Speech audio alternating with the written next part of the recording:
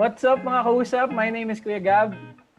My name's Monica. My name is Kuya Gabo. And I'm Michelle. And we want to welcome you to the show where we talk about relevant issues about the youth and for the youth. Kaya tara, usap tayo.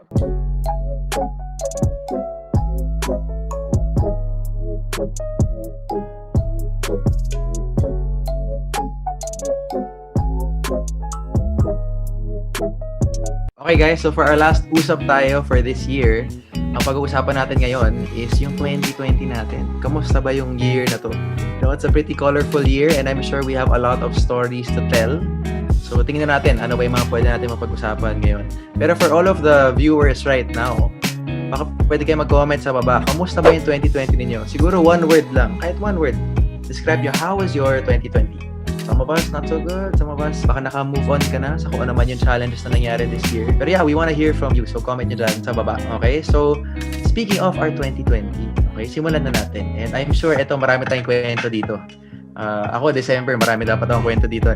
Anong mga plans nyo this year na hindi natuloy? Ako, yung plan ko dapat talaga, travel kami with friends. As in, okay na yun eh. Parang pinaplano namin na siguro mga dapat August. Mag-iipon ako and we'll go travel. Taiwan sana bago pa matapos yung pag-close ng visa and whatever. Pero biglang the pandemic hit and then whoops, scratch lahat ng plan. Mine's a lot similar kay Gab.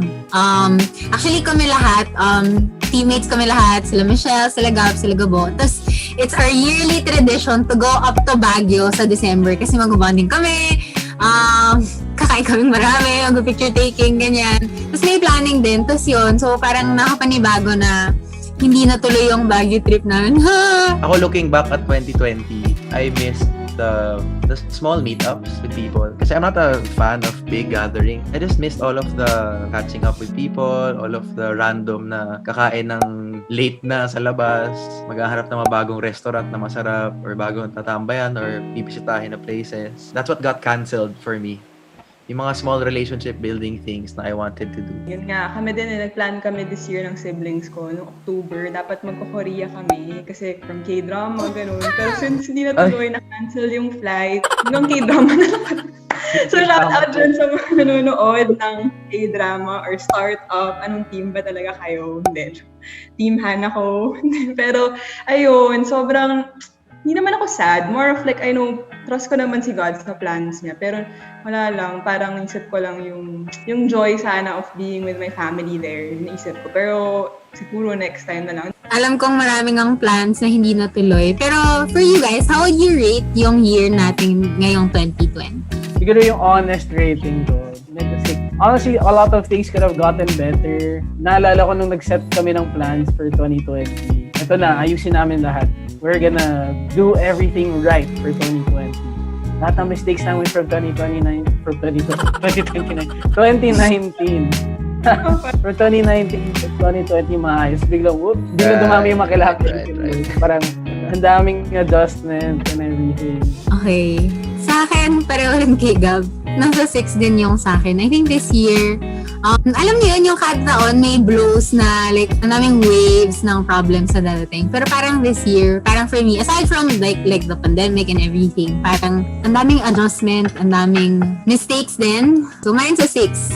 Yeah, I'd say mine was 4 or 5. Like, when the pandemic happened, I can honestly say I wasn't responding that well. I found myself a lot of times just being depressed and, being super affected by things. My habit, my routines, outlook on life. As in, down talaga lahat. And at some point, I felt like a zombie throughout this year. Or a robot. Siguro robot na lang kasi ang pangit ko pag zombie ako. Pero I felt like I was just following what has to be done. Parang ganon. So, I didn't really feel like living. Pero towards the latter part of the year, I was starting to pick up pieces na rin na nasira, na magulo. A lot of it took so much humbling kasi when you make mistakes, usually it involves people. So a lot of it, nung patapos na yung year, parang had to humble myself and acknowledge the mistakes I made. And wala, move on and learn na I'm not saying 2021 is gonna be better. I don't know. Pero I can honestly say I'm more prepared for it this time. So, siguro steady lang. 6 6.5. 6.5. All of us entered nga 2020 like having such big plans. Like 2020, diba? 2020 vision. Ganun. Pero parang like, ang dami nangyari from the start of this year. Tapos, as in, diba? Nag-ashfall, tapos nag-pandemic, typhoons. Parang 6.5 to 7 steady. Kasi parang ang galing, even though ang dami nangyari. Wow, we're still here. Patayo, Michelle. Boy, patayo. Start lang nung quarantine, parang daming adjustments, ganun. Tapos parang daming anxieties and insecurities na lumabas. Ganun. Pero na-realize ko, as this year ends, diba recap na.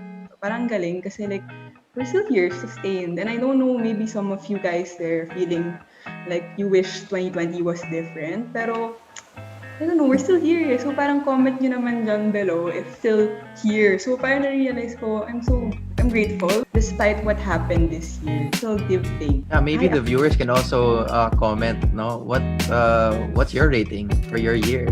What was the best thing that happened for you guys? Go, Gab. Siguro when we adopted a dog. Pero other than that, siguro when we finally started yung dream ng family ko na magkaroon ng sariling Japanese food business. Nag-spawn pa siya ng other food business na solely yung dad ko lang nagmamanage nun talaga. It was nice to see kasi nakita ko how my mom and dad would work together. Nakita ko rin how we as a family would help out din doon. Honestly, it brought me closer to my dad din. Before kasi when I was growing, he was always working. And now that his work is at home, I started to get to know him more personally ngayon. Every day nakasama ko siya ngayon. Parang mas nakilala ko yung dad ko.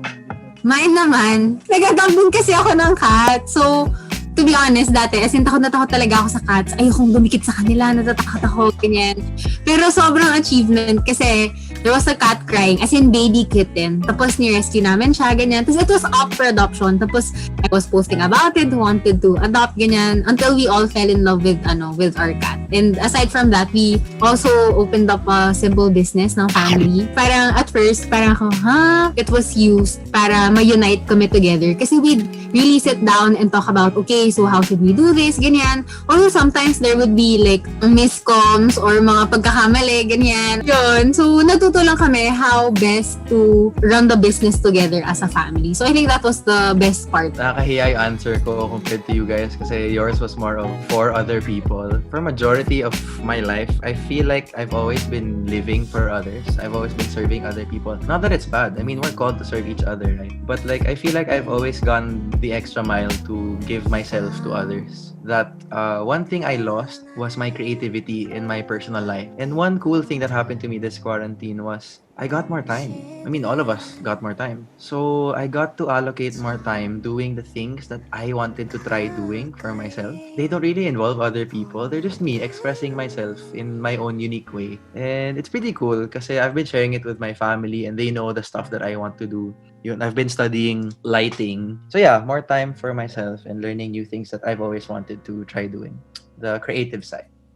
Since we have so much time, like not just even like with ourselves, diba? Pero even with our families, ganun, discovering the things that we used to take for granted. For me, I think, parang, ang galing kasi like this year, best thing, wala kasing one best moment, ganun. Kasi ang dami, little things. I think this year, parang na-realize ko, wow, it's really the little things that we took for granted na parang we failed to appreciate before. Na now, nababalikan natin, wow, like being able to take a walk outside or spending time with your loved ones. Yun yung mga best moments na parang realizing that it's the little things that we used to take for granted na ma-realize na, wow, yun pala yung mga important. Ready na ba kayo for our next question? Medyo medyo mapapa-open up tayo lahat dito. What has been your biggest struggle this year? Okay, for me, it was myself. Ooh, lalim. One thing I learned about myself before was because of that strength that I have, my weakness is I always forget to take care of myself. Yun. And this year, I felt it super. As in, umabot sa point na because of stress levels, I got allergies that I never had before. May breaking point nga pala yung bodies natin when it comes to stress. And I saw a lot of things in my life started to, siguro this is mid-year onwards, just fall apart. I'm not sure if you guys remember start of quarantine, like the feeling na, March 17, start of lockdown. Yay, we have more time. We can rest. No, work from home, study from home. Sarap na. Not really. Parang 3 weeks later, parang Nakaumay na yata. Yeah, one of the things that was affected was working out. Another was the diet. So kung dati 3 meals a day, mamaya nagiging 5 meals a day. So sooner or later, it was also my personal walk with the Lord in how often I'd be able to submit myself in reading God's Word. Minsan, I feel na, wala na, I'm too stressed and tired, I'll sleep na lang. Wala. Nakatulog ako, pero pagod pa rin ako. Sobrang weird. Ang bigat pa rin. I'd say bad habits that were formed, but I don't think so. I think they were bad habits that were there from the start. Lumabas lang because of more time. So it was like a heart issue for me na how much of my life do I really want to take care of? Ako naman, mine's more on with my responsibilities. My 2 older sisters, they got married already. So the eldest, she got married this quarantine lang, ganyan. So eventually, I became the ate at home. Hindi ako sanay, to be honest, na maging ate. I think it also made me feel na nagkulang ako ng rest. And at the same time, so pumasok yung business and there's also work and there's also like a lot of family stuff that needs to be done. And I just felt na parang there were moments na I'd feel super tired. I'd always find myself praying. As in praying na, Lord, bigyan mo ako ng lakas. So eventually, ang galing kasi si God, He made me love cleaning the house. The blessing! I like ko maglinis, gano'n. Tsaka grabe yung dependency kay God. Paano ko na-survive yung like the past months na nangyari lahat ng yun. I think the biggest struggle I had I think it was pride.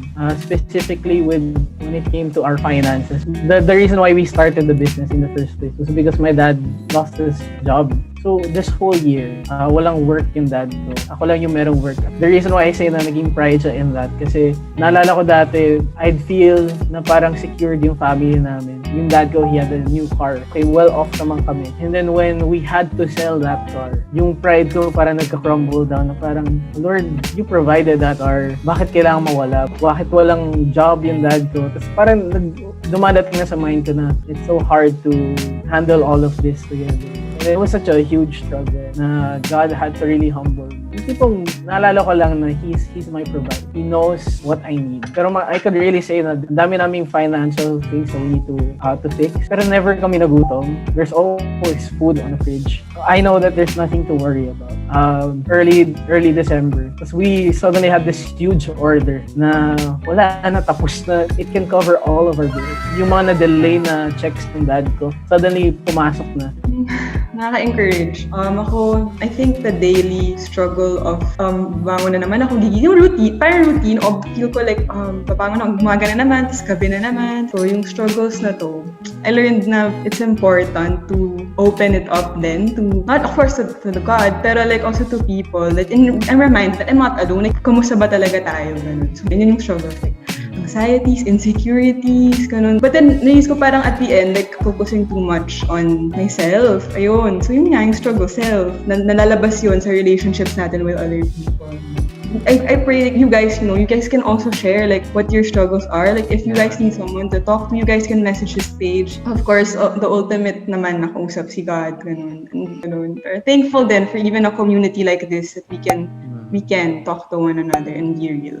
And like we talk about those things not because we can solve the problems of the other people we're listening to, but because we can pray together. Yeah, this year teaches us a lot of things, and a lot of it, of course, involves who's in control, which is really the Lord. Pero I'm curious, ano ba yung learning nyo for this year? Ako siguro, with everything that happened, God really looks at our hearts and our minds. Yun yung what matters to the Lord. Na whatever we do, doon naman nanggagaling lahat. Every time, I need to check, ano ba yung motive ko? Ano ba yung reason ba't ko gagawin yung isang bagay? Kung magkababalik lang ako, it's my heart about it. Kasi there were moments I really wanted to quit. Pero doon ako binabalik lagi ni Lord. Why? Bakit mo gagawin? Mine naman, I remember so clearly na what God's been teaching me. You have to look at me. If you try to look at it in God's perspective, magbabago lahat. Makikita mo na may purpose, makikita mo kung sino si God amidst the situation, and doon papasok yung trust mo kay God. God was teaching me to see things through His perspective, even if ang pangit ng situation. Maganda yung purpose and yung reason niya why you're in there.